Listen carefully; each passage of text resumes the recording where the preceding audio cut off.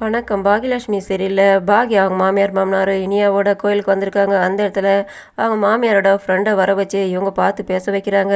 நாம 2 பேரும் பார்த்து பேசி ரொம்ப நாள் ஆச்சுல என்னோட கல்யாணத்துக்கு வந்தேன்ட்டு இவங்க பழைய விஷயங்கள்லாம் பேசிக்கிட்டு இவங்க 2 பக்கத்துமே விசாரிச்சுக்கிறாங்க. நாங்கள் 2 பேரும் கொஞ்சம் பேசணுன்னுட்டு அவங்க மாமியார் சொல்லும்போது இவங்க அங்கேருந்து விலகிட்டு வந்துட்டு இவங்க 2 பேர் சந்தோஷமாக பேசிக்கிட்டு இருக்குது.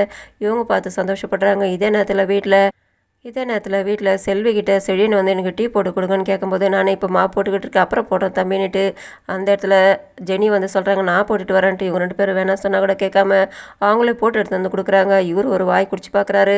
இவரால் பேச முடியல. அவங்க எப்படி இருக்குதுன்னு கேட்குறாங்க. அந்த நேரத்தில் எழில் வராரு. எழில்கிட்ட குத்தவொடனே அவரும் வாங்கி குடிச்சு பார்க்குறாரு. அதை பார்த்து அவர் ஷாக் ஆகுறாரு. என்ன ஜெனி நீங்கள் பாயசம் பண்ணிட்டீங்களா? டீ போடுறதுக்கு பதில் பாயசம் பண்ணியிருக்கீங்க, எல்லாமே ஜாஸ்தியாக இருக்குதுன்னு சொன்னோன்னே அப்படியா, சரி இப்போ நான் சரியாக போடுறேன், நான் இன்னொரு தடவை போட்டுட்டு வந்து கொடுக்கட்டுமான்னு கேட்கும்போது வேணான்ட்டு எல்லாருமே அங்கேருந்து எஸ்கேப் ஆகிடுறாங்க. இவங்க டல் ஆகிடுறாங்க. இதே நேரத்தில் கோபி தூங்கி எழுந்துக்கிறாரு. டைம் ஆகிடுச்சு மறுகுதுன்ட்டு அந்த பக்கமாக அவங்க மாமியார் கிராஸ் பண்ணி போகிறாங்க. அவங்க ராதி அவங்க காப்பி எடுத்து வந்து கொடுக்குறாங்க. மாப்பிள்ளை என்ன ராத்திரி பேசிட்டாருன்னுட்டு அந்த நேரத்தில் சொல்லியிருந்தாக்கா அவருக்கு மண்டையில் ஏறி இருக்காதுமா, அவர் எழுந்துக்கிட்ட கேட்குறேன்னொன்னே அவர் எழுந்து உட்காந்துட்டு இருக்காருன்னு சொன்னோன்னே இவங்க கோத்தோட வராங்க. என்ன நீங்கள் 2 நாளாக குடிச்சிட்டு வரீங்க, இன்றைக்கி என்ன பண்ணி வைக்க போகிறீங்க, இன்றைக்கி குடிச்சிட்டு வந்து என்ன கலட்டா பண்ணிக்க போகிறீங்கன்ட்டு எங்கள் அம்மா எப்படியெல்லாம் நீங்கள் ராத்திரி பேசுனீங்க தெரியுமான்னு இவங்க சொல்கிறாங்க. அவங்க என்ன ஏதாவது வாய் பேசி கலரிப்பாங்க. நான் என்ன சொன்னேன்னு எனக்கு ஞாபகம் இல்லைன்ட்டு நீங்கள் எவ்வளோ தூரம் பேசுங்க, அதுக்காக அவங்க இஷ்டத்துக்கு பேசிட்டு போகிறீங்களா, மரியாதை இல்லாமல் பேசுகிறீங்களா எங்கள் அம்மா வேணிட்டு. உங்கள் அம்மா பேசினா உனக்கு கோவம் வருது. அதே மாதிரி தான் எங்கள் அம்மா அவங்க சொல்லியிருப்பாங்க, நான் அதனால் பேசியிருப்பேன்.